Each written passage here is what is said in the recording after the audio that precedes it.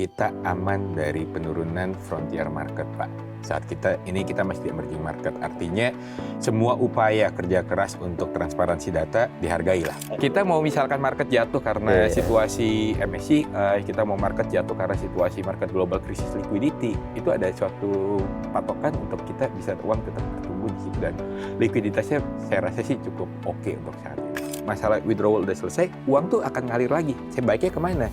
Pasti ngalirnya ke emerging market. Ya. Dan ketika ke emerging market, mau nggak mau, bank yang akan mendapatkan inflow. Untuk yang pertama. Dan bank kita murah, dan kita memiliki industri perbankan salah satu yang paling baik, Pak. Ya sayang gitu, Pak. Ini kesempatan untuk kita bisa mengambil emiten-emiten yang sehat dengan harga yang murah, Pak. Pak Masyirom pasti udah lama di market. Coba, Pak, dapat saham Big Bang dividen 10%.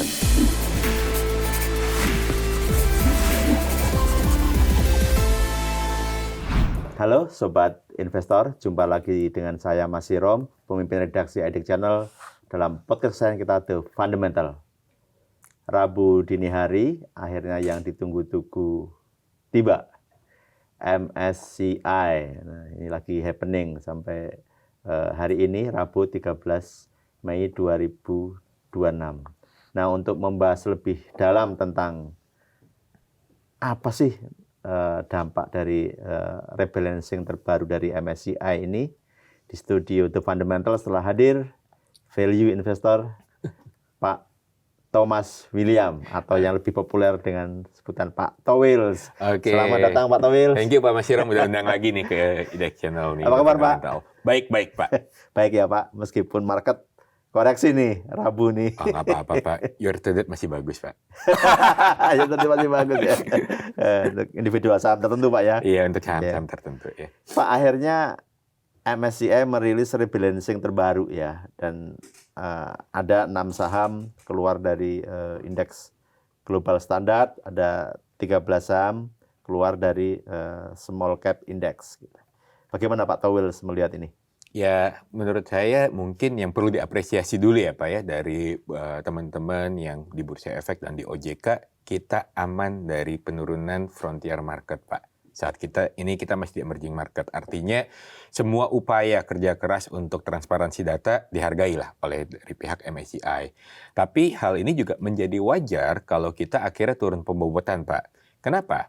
Karena kan kalau kita ngomong ya Pak ya, masalah pembobotan MSCI itu ada formulasinya. Formulanya adalah total bobot free float market cap suatu emiten dibagi dengan total free float market cap semua emiten yang ada di dalam suatu indeks. Nah, memang secara performance untuk IHSG kan kita year to date kayaknya mungkin minus 20%, sedangkan bursa di negara lain mungkin malah plus 20% Pak. Ada yang all time high. Ada yang all time high malahan Pak. Jadi artinya apa? Artinya ya memang free float market cap emiten-emiten di IHSG, terutama yang masuk ke MSCI mengalami penurunan, di-compare dengan emiten lain yang mungkin ada di indeks MSCI juga mengalami kenaikan, sehingga ya wajar kalau akhirnya ada penurunan pembobotan.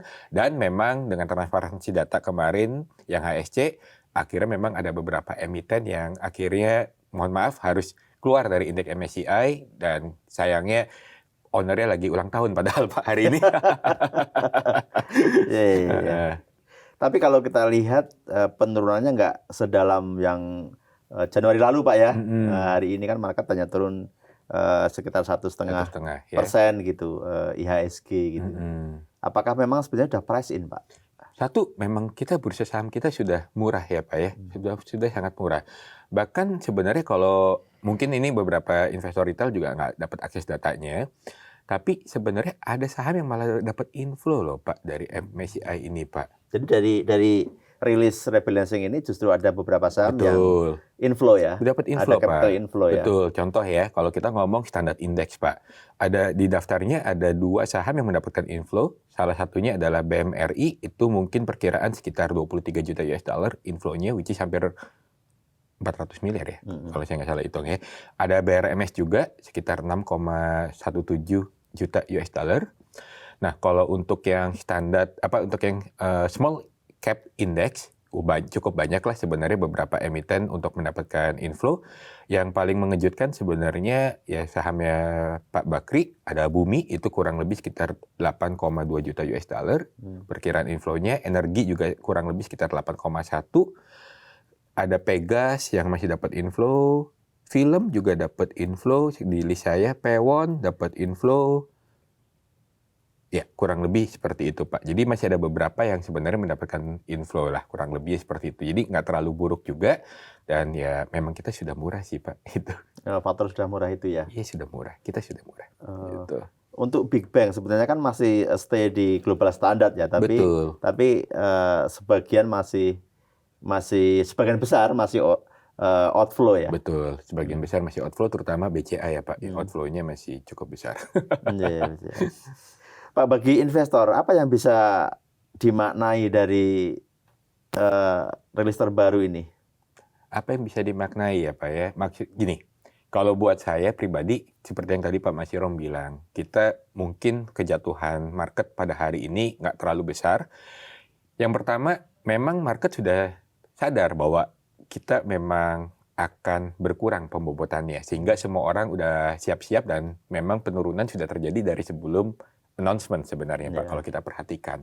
Dan ketika announcement masih lebih turun lagi, ya ini sebenarnya ada sebuah opportunity yang kita bisa ambil. Udah murah, jatuh, dan menurut saya, walaupun banyak orang mengkritisi karena rupiah naik begitu tinggi, orang bilang ekonomi jelek segala macam, tapi seperti yang terakhir juga waktu saya diundang Pak Masyirom di terakhir, saya bilang, ekonomi kita tuh baik-baik aja, Pak. November itu mulai membaik, Desember mulai membaik, Januari, Februari, Maret itu juga membaik. Makanya data Q1 kan juga bagus, mirip dengan hasil yang saya waktu itu bahas. Kita ada grow yang cukup bagus. Jadi ekonomi kita sebenarnya tidak jelek, tetapi ada kondisi global yang memang mungkin akan menjadi sebuah resiko, Pak. Ya kalau menurut saya saat ini udah mulai bisa masuk bertahap. Jadi kalau saya memang udah ada risk case dari sebelumnya, Pak. Jadi ini kesempatan untuk bisa masuk bertahap. Ya kalau saya pemisahannya ya saya per periode. Jadi pas MSCI saya sudah ada budgetnya mau masuk berapa. Nanti ketika Juni misalkan ada liquidity issue lah bahasanya ya. Ya itu saya juga sudah ada budgetnya. Jadi ya it's opportunity untuk investor IHSG, Pak. Udah rapi banget nih kalau Pak Tauwil ini. Jadi udah punya skenario ya. Betul, betul.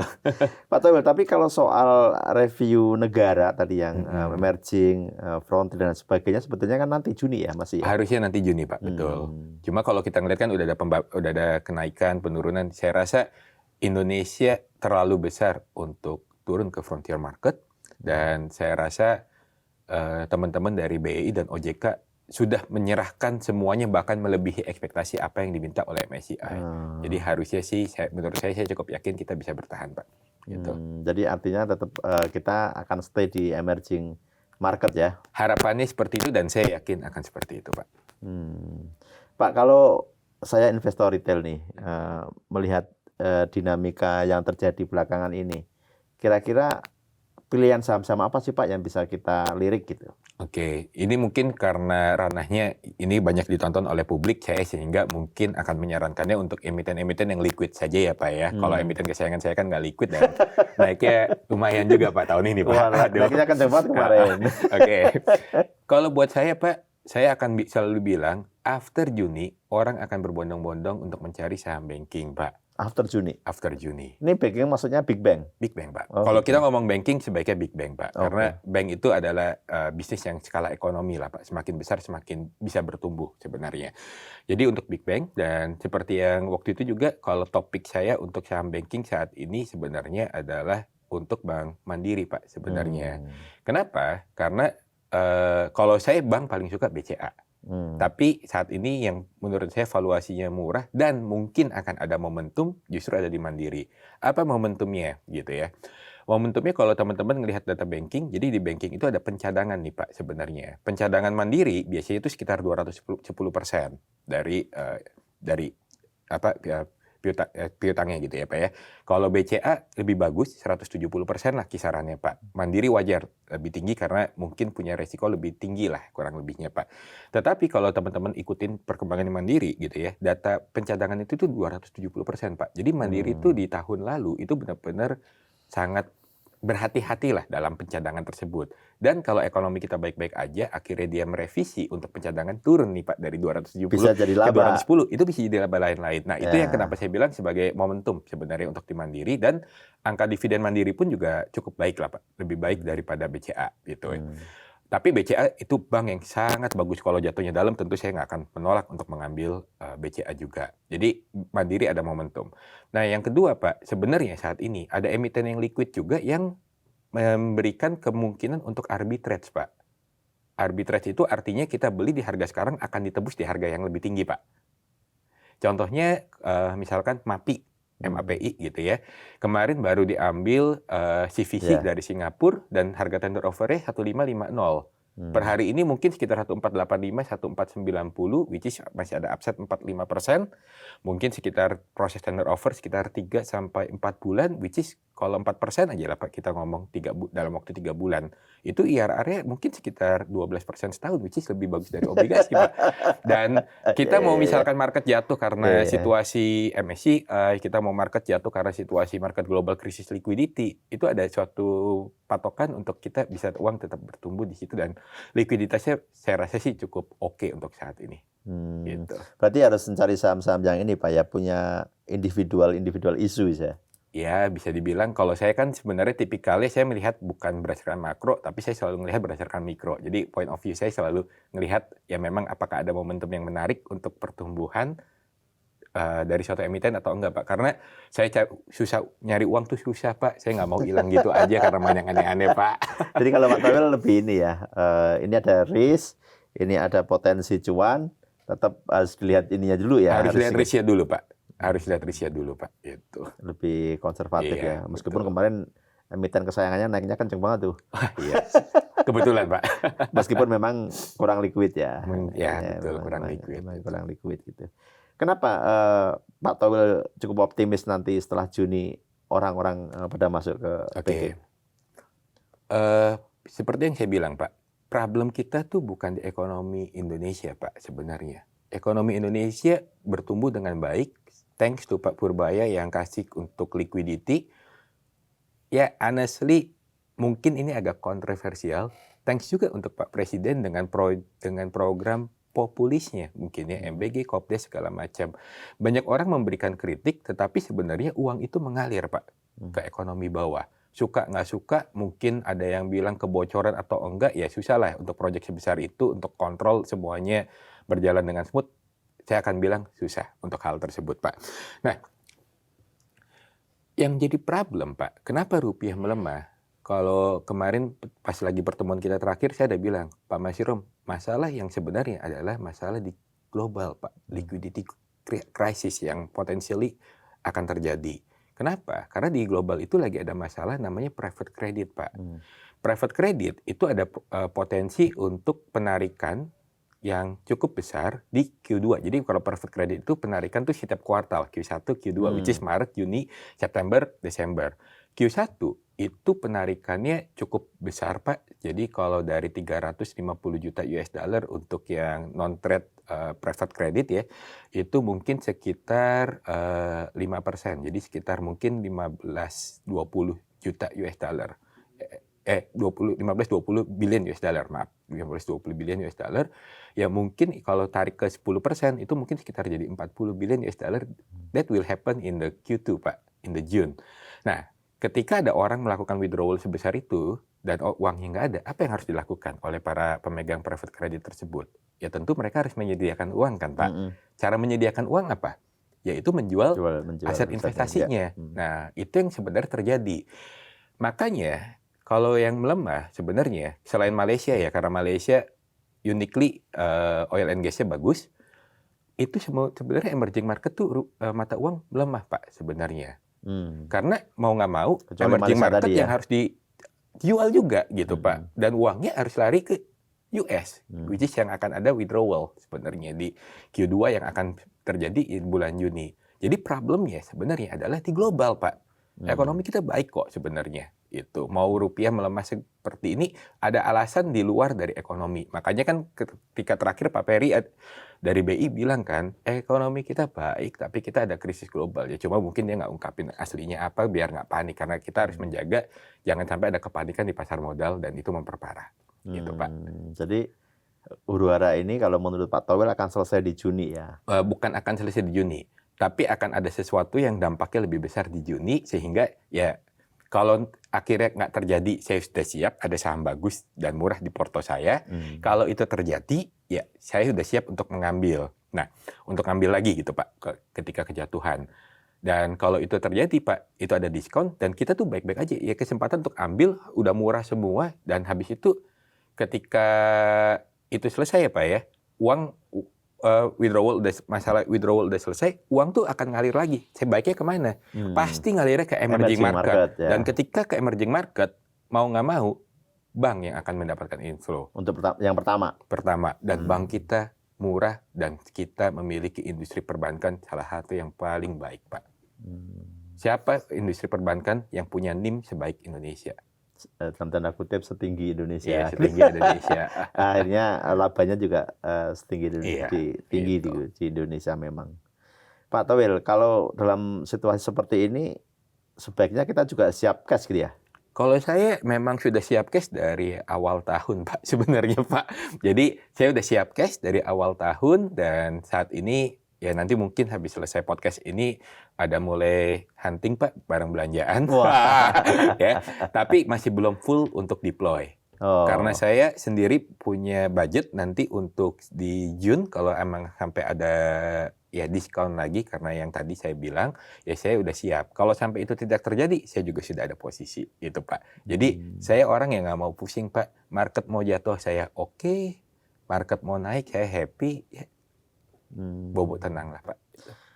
Gimana sih Pak psikologinya biar kita bisa tadi bobo tenang gitu? Ya sebenarnya kalau saya ya Pak, itu kenapa saya tidak terlalu suka untuk bermain di saham-saham yang naratif yang saya tidak bisa mengukur dari dasar fundamentalnya Pak. Kalau saya beli company yang saya tahu kinerjanya masih akan naik, labanya masih akan naik, saya beli valuasinya di saat ini harganya juga menarik gitu Pak secara valuasi. Ya kalau jatuh kenapa pusing Pak, tinggal ambil saja. Pede aja ya. Kalau naik ya saya happy, kalau jatuh saya tinggal ambil.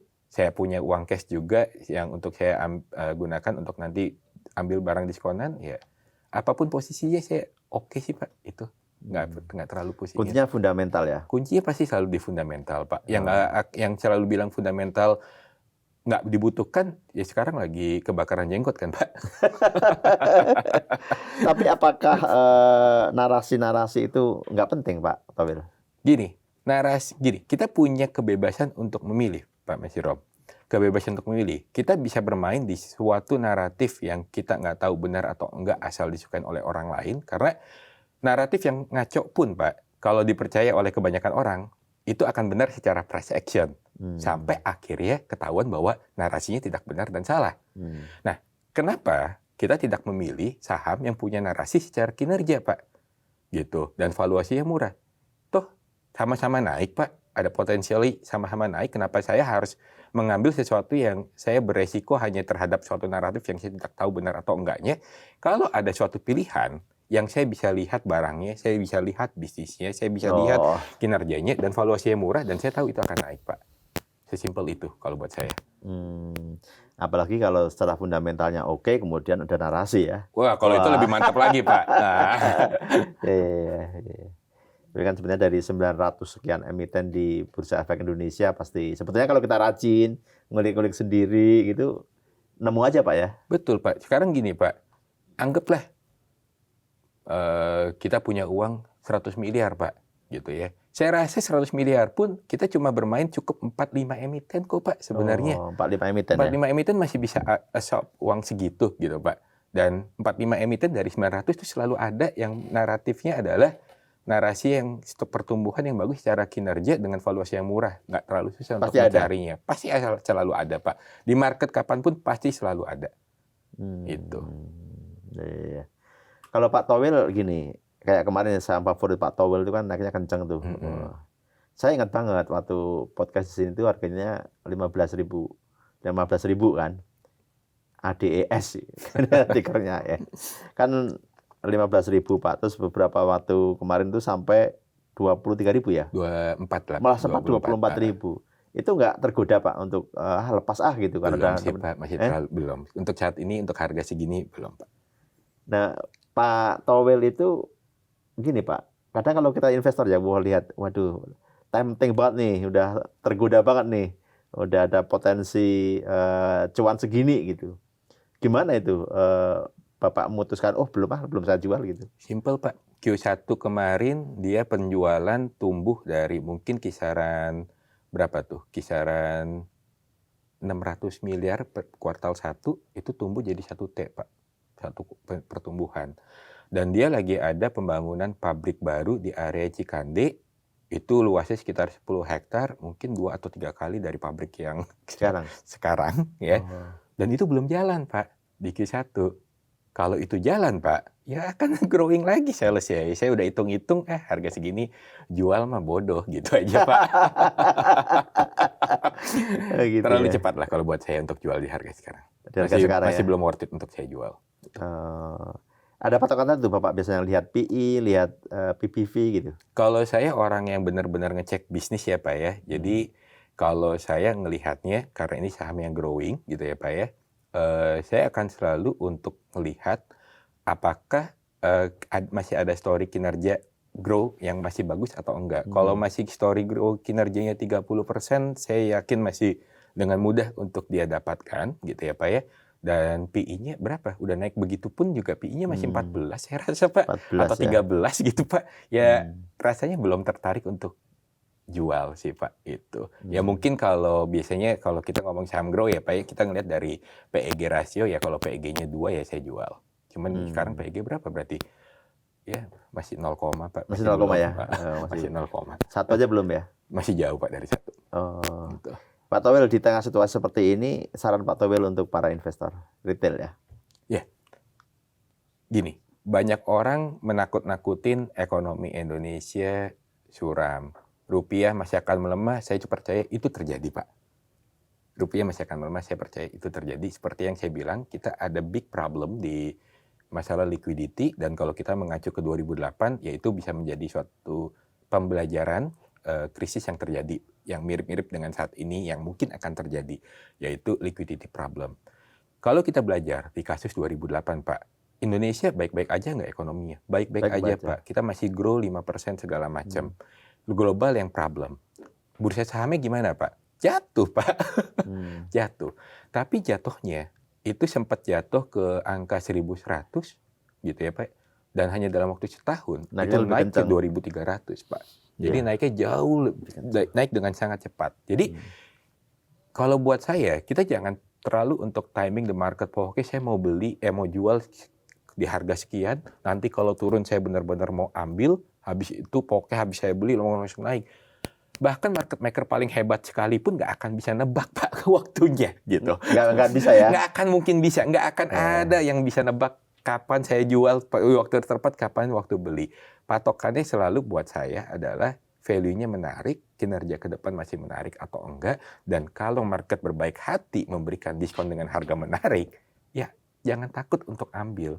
Karena kalau ekonominya baik-baik aja, kinerja emitennya masih akan bertumbuh, kejatuhan itu hanya bersifat temporer. Tapi kalau sampai kalian gunakan kesempatan ini untuk ngambil yang aneh-aneh gitu ya Pak ya, dan yang udah jatuh 70% pun masih PI-nya 100, ya sayang gitu Pak. Ini kesempatan untuk kita bisa mengambil emiten-emiten yang sehat dengan harga yang murah Pak. Pak Masyirom pasti udah lama di market. Coba Pak, dapat saham Big Bang dividen 10%. Kapan pernah kejadian dalam sejarah Pak? Iya, gede-gede banget. Ini suatu kesempatan yang kita bisa menemukan barang-barang yang menarik, harga menarik, ya jangan sia-siakan. Jangan terlalu takut lah. Pada akhirnya saham itu kinerja. Gitu Pak. Kalau ini Pak, kita bikin urut-urutan ya. Apa aja yang perlu dilihat oleh investor ketika mau masuk suatu emiten tertentu gitu. Urutan Pak, 1, 2, 3 gitu. Kalau buat saya Pak, ya, yang pasti harus melihat dari sisi manajemen Pak. Karena saya tuh sudah banyak lah Pak, banyak cerita saya bermain saham, berinvestasi saham. pada emiten-emiten dengan momentum yang kayaknya menarik, tapi manajemennya ya mungkin tidak terlalu baik gitu Pak. Sentimen yang bagus di manajemen yang tidak baik, hasilnya selalu tidak baik. Itu pengalaman saya. Jadi pilihlah yang manajemennya baik. Yang kedua, kalau menurut saya prefer pilih yang nggak terlalu murah, nggak apa-apa, asal kinerjanya lagi membaik Pak. Karena kalau kita sebagai value investor hanya cari saham yang murah, itu nggak salah. Tapi siap nggak untuk menunggu sampai momentumnya ada? Bisa momentumnya ada itu bukan masalah 3 bulan, 6 bulan Pak. 3 tahun, 6 tahun, bahkan mungkin 12 tahun. Naik nggak? Naik. Tapi mungkin apakah punya kesabaran untuk sampai menunggu di waktu tersebut? Mungkin nggak semua orang bisa punya kesabaran seperti itu. Jadi cari yang kinerjanya masih akan naik, gitu ya Pak. Yang ketiga, ya yang valuasinya juga masih masuk akal gitu Pak. Karena kalau bisa nggak saham yang nggak valuasinya premium banget naik? Bisa Pak. Semuanya asal market percaya bahwa akan ada ya kegilaan yang lebih tinggi, tetap harganya naik. Tapi kenapa kita harus memilih untuk mengikuti kegilaan market? Kalau dengan rasional pun kita masih bisa untung Pak. Itu karena kalau itu sampai semuanya gagal Pak, ya jatuhnya menyakitkan sih Pak. Itu. Dan saya sudah juga pernah melewati itu. Saya pernah melihat beberapa anggota keluarga saya atau orang-orang yang saya kenal mengalami kekalahan yang menyakitkan dari permainan yang mengikuti kegilaan market. Dan pengalaman itu membuat saya tidak mau menjadi salah satu aktor yang harus mengalami hal tersebut Pak. Gitu. Pak, kalau pelajaran apa yang bisa diambil nih Pak oleh investor terkait dengan gonjang-ganjing MSCI di Januari lalu terus yang sekarang ini? Ya, main saham naratif yang valuasinya nggak masuk akal, nggak enak tuh hasil akhirnya. Gitu ya? Iya kan? Pada akhirnya sekarang kita waktu itu value investor dihina-hina mungkin ya Pak ya, beberapa tahun belakangan. Saat ini rasa-rasanya value investor mau market jatuh berapa? IHSG jatuh 20%. Saya cukup yakin. Dari kalau benchmark ke teman-teman saya ya Pak yang value investor, rata-rata return year to date di atas 20 Pak. Wow. Walaupun marketnya lagi begini. Market jatuh 20% year to date, malah returnnya year to date di atas 20. Iya, malah di atas 20. Saya kayaknya di atas 80 Pak. Jadi market jatuh saya happy Pak. Malah sekarang saya punya cash, bisa ambil barang-barang bagus, harga murah. So, ya rasional itu lebih enak lah Pak. Meskipun mungkin nggak mendapatkan cuan setinggi kalau yang pegang saham-saham tertentu di tahun lalu yang naiknya gila-gilaan dong ya. Saya ada mencoba perbandingan dan ada beberapa follower ya Pak. Dia juga kasih perbandingan. Dia bermain ada yang porsi saham naratifnya, ada porsi saham fundamentalnya Pak. Tahun lalu porsi saham naratif dia untungnya luar biasa gila Pak. Gitu. Terus habis itu dia bilang ternyata returnnya yang fundamental akhirnya menang ya dari yang naratif ya. Oh iya. Karena yang fundamental satu Pak, dia berani gebuk besar. Naratif ya banyak lah yang berani gebuk besar, tapi kalau ada rasionalitas biasanya porsinya dibatasin Pak. Tapi ternyata dari persentasenya pun Pak, yang kemarin naik setinggi itu turunnya dalam kan Pak. Dan orang itu nggak tahu ya. Dan habis itu kapan saya jual gitu? Nggak akan tahu Pak. Karena Pak, ketika main naratif, kita beli udah barang yang harganya gila kan Pak sebenarnya. Yang kita hanya berdasarkan momentum. Tambah naik Pak. Tambah kita pengen hajar Pak. Percaya saya. Pas lagi masuk dikit naik, wah enak juga ya. Tambah lagi. Oke, kayaknya cuma satu arah lah, pasti naik gitu kan. Ketika jatuh Pak, itu godaan lebih berat lagi Pak. Jatuh, ini lumayan nih. Untung cepat 5%, 10%. Tambah jatuh. Tambah lagi, tambah jatuh. Itu yang bikin hancur kan orang di market Pak. Dari dulu, sekarang, dan sampai akan nanti. Dalam konteks itu, apa Pak yang bisa kita ini? Jangan sampai itulah gitu. Ya gunakan akal sehat sih Pak, gunakan rasional gitu Pak. Memang betul bermain naratif itu menyenangkan Pak. Saya juga ada lah porsi-porsi untuk yang kecil aja tapi ya. Porsi yang untuk nakal gitu Pak, yang trading harian segala macam untuk nyari uang makan ya ada. But ya itu untuk nyari sekedar have fun. Kalau misal kita mau untungnya gede dari total modal yang gede, kita harus bermain dengan modal yang besar. Dan saya mungkin orang yang terlalu complicated berpikirnya, terlalu penakut segala macam, saya tidak berani mempertaruhkan uang besar saya untuk sesuatu yang saya tidak bisa nilai secara fundamental.